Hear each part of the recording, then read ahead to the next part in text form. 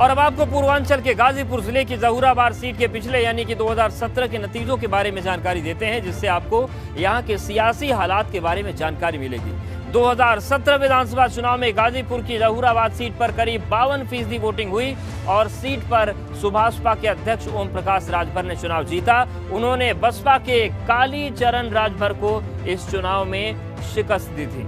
वहीं आपको पूर्वांचल के गाजीपुर जिले की जहूराबाद सीट के पिछले 3 नतीजों के बारे में भी जानकारी देते हैं, जिससे आपको यहां के सियासी हालात समझने में आसानी होगी और सियासी मिजाज का अंदाजा आपको लग जाएगा। 2007 में गाजीपुर जिले की जहूराबाद सीट पर बसपा के कालीचरण ने चुनाव जीता था, जो कि 2002 में भी इस सीट से विधायक थे। 2012 में इस सीट पर सपा ने कब्जा किया और सैयद शादाब फातिमा यहां से विधायक बनी, जबकि 2017 में ओम प्रकाश राजभर सुभाषपा से यहां पर पहली बार विधायक बने। तो ये 3 चेहरे हम आपको दिखा रहे हैं जो चुनावी इतिहास से संबंध रखते हैं। और अब आपको पूर्वांचल के गाजीपुर जिले की जहूराबाद की इसी सीट से उन बड़े चेहरों के बारे में सिलसिलेवार ढंग से जानकारी देते हैं, जो कि 2022 के रण में अपनी मजबूत दावेदारी पेश कर रहे हैं। और इन चेहरों में पहला नंबर आता है सुभाषपा के ओम प्रकाश राजभर का, जो मौजूदा विधायक हैं। दूसरे नंबर पर सपा के कालीचरण है, जो कि 2002 और 2007 में इस सीट से बसपा विधायक रहे।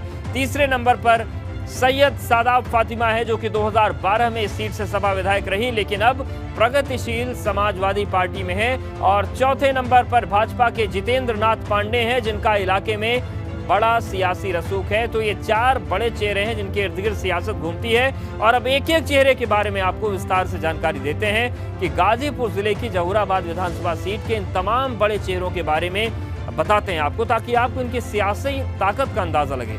पहला नंबर आता है सुभाषपा अध्यक्ष ओम प्रकाश राजभर का। जहूराबाद सीट से सुभाषपा अध्यक्ष ओम प्रकाश राजभर मौजूदा विधायक हैं। ओम प्रकाश राजभर ने भाजपा के साथ गठबंधन पहले ही तोड़ दिया था और फिलहाल वो सपा के साथ सियासी गठजोड़ कर चुके हैं। पिछड़े तबके के खासतौर से राजभर वोटरों के बीच ओम प्रकाश राजभर की मजबूत पकड़ मानी जाती है। और अब आपको पूर्वांचल के गाजीपुर जिले की जहूराबाद विधानसभा सीट के दूसरे बड़े चेहरे के बारे में जानकारी देते हैं, जो कि समाजवादी पार्टी का चेहरा है कालीचरण राजभर। 2017 विधानसभा चुनाव में कालीचरण राजभर बसपा से रनर अप रहे। कालीचरण राजभर 2002 और 2007 में इस सीट पर बसपा के विधायक रहे। कुछ वक्त पहले ही कालीचरण राजभर हाथी की सवारी छोड़कर साइकिल पर सवार हो गए हैं और अब सपा से दावेदारी पेश कर रहे हैं।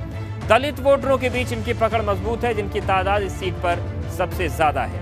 वहीं आपको गाजीपुर जिले की जहूराबाद विधानसभा सीट के तीसरे बड़े सियासी चेहरे के बारे में जानकारी देते हैं, जो कि इलाके में प्रगतिशील समाजवादी पार्टी का चेहरा है, और ये है सैयद शादाब फातिमा। सैयद शादाब फातिमा 2012 में जहूराबाद सीट से सपा की विधायक रही हैं। 2007 में सैयद शादाब फातिमा गाजीपुर सदर सीट से सपा विधायक रहीं। वहीं फिलहाल ये शिवपाल यादव की प्रगतिशील समाजवादी पार्टी के उपाध्यक्ष हैं और इलाके में बड़ा सियासी रसूख इनका रहता है। और अब आपको गाजीपुर की जहूराबाद विधानसभा सीट के चौथे बड़े चेहरे के बारे में जानकारी देते हैं, जो कि 2022 के लिए अपनी मजबूत दावेदारी भाजपा के साथ पेश कर रहे हैं, और ये है जितेंद्र नाथ पांडे। जितेंद्र नाथ पांडे जहूराबाद के वरिष्ठ भाजपा नेता हैं। जितेंद्र नाथ पांडे पूर्वांचल विकास बोर्ड के सदस्य भी बनाए गए हैं। भाजपा जिला संगठन में जितेंद्र नाथ पांडे की मजबूत पैठ है, साथ ही भाजपा के बड़े नेताओं के साथ भी इनकी पहचान है। तो ये 4 बड़े चेहरे हमने आपको बताए, और अब सीधे रुख करते हैं पूर्वांचल के जानकार और वरिष्ठ पत्रकार अरुण मिश्रा जी का। सर, ओम प्रकाश राजभर जहूराबाद से विधायक हैं, जो भाजपा से गठबंधन तोड़कर सपा में आ गए हैं। विधानसभा क्षेत्र में विरोध भी उनका हो चुका है। 2022 को लेकर क्या स्थिति आप उनकी देख रहे हैं या अन्य उम्मीदवारों की देख रहे हैं? देखिए, इस बार ओम प्रकाश राजभर को बड़ी टक्कर मिलने जा रही है। अभी तक उनको अपना उस क्षेत्र में एकाधिकार लगता था, क्योंकि भाजपा का साथ था। भले ही वो सपा में चले गए हो, सपा के साथ उनका गठबंधन हो गया हो, लेकिन एक बड़ी बात यह है कि जो भाजपा के वोटर रहे हैं या जो दूसरे उनके कैडर वोट रहे हैं, वो भी उनसे अलग हुए हैं, क्योंकि वहाँ राजभर 2 फाड़ में हो गए हैं। वहाँ पूर्वांचल में जो भाजपा ने अनिल राजभर को मंत्री, कैबिनेट मंत्री बनाया, वो उसी इलाके में सबसे ज़्यादा उनको तोड़ने के लिए या उनको डाउन करने के लिए इसमें लगे हुए हैं। तो कहीं ना कहीं इस बार का जो चुनाव है वहाँ बड़ी टक्कर देखने को मिलेगी। एक बात और मैं जरूर कहना चाहूँगा, वहाँ 4 जातियाँ रही हैं। चौहान भी बड़ी तादाद में हैं, दलित सबसे ज़्यादा हैं, 75,000 करीब वहाँ वोटर हैं, और यादव हैं और उसके अलावा मुसलमान आते हैं। ये जातियां हमेशा विभाजित हो रही हैं, सपा बसपा में हमेशा विभाजित होती रही हैं। पिछली बार के चुनाव में क्योंकि भाजपा के साथ इनका गठबंधन था, लिहाजा इनको चुनाव में जीत हासिल 86,000 वोट मिले। इस बार भाजपा अलग है, भले ही सपा के साथ जुड़ गए होंगे, लेकिन भाजपा का कैडर वोट जो है वो कहीं न कहीं से इनको इस बार अच्छा खासा इनको टक्कर देने की बिल्कुल टक्कर देगा। और ये जो समीकरण है ये उनके लिए मुश्किलें बढ़ा सकता है।